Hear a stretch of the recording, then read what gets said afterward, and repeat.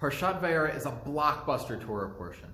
If you don't believe me, go watch the 10 Commandments. This is going to be the beginning of the 10 plagues. We've got conflict between Moses and Pharaoh. It's very exciting. But before Moses goes into action, God gives him sort of a pep talk, sort of his marching orders. God tells Moses to go to Pharaoh and say, "Let my people go." And Moses responds, "I'm not going to be able to do that. No one's going to take me seriously." He says, "Ani aral sfatayim." I am literally of uncircumcised lips. And most of our tradition understands that he has some sort of physical impediment in his speech, maybe a lisp or a stutter or stammer, but he has a very difficult time speaking. And God replies, "Take your brother Aaron and he will do the speaking for you." Now, why does Moses need Aaron? Why does God need Aaron? This is not the Torah reading where God is shy about changing the natural order of the world and working miracles. We'll have blood, we'll have frogs, we'll have more plagues. Why doesn't God just fix Moses' mouth? Why does he send Aaron? The Midrash in Sifrei draws a contrast between the characters of Moses and Aaron. It actually begins by talking about the way that they are mourned when they die. For Moses, it says that Bnei Yisrael mourned him, Vayivku Bnei Yisrael. Literally, the sons of Israel wailed when Moses died. And they read that very literally.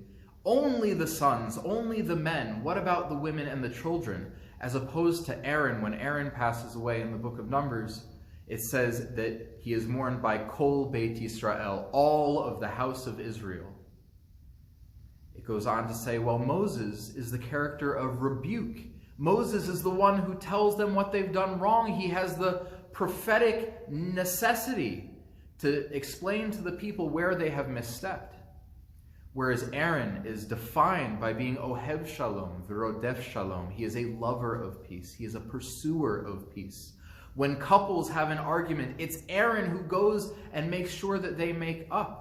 When anyone is having any sort of disagreement, Aaron is the first one to say we need to listen to each other and strike compromise. And for it, he is loved.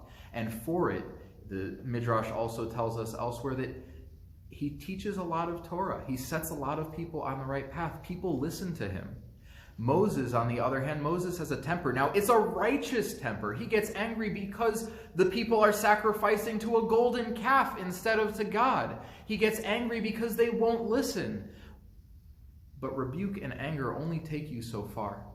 We learn from the example of Aaron that to be beloved by everyone, you must be a seeker of peace. And not only does that make you beloved by everyone, but that is a more effective tactic.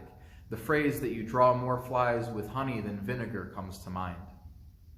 So as we look in our own lives, in places and relationships where we might have conflict, let us be students of our own, being Ohev Shalom V'rodef Shalom. Let us love peace and pursue it. Find the places where we can love each other and compromise, and that will lead us to a world filled with only Shalom.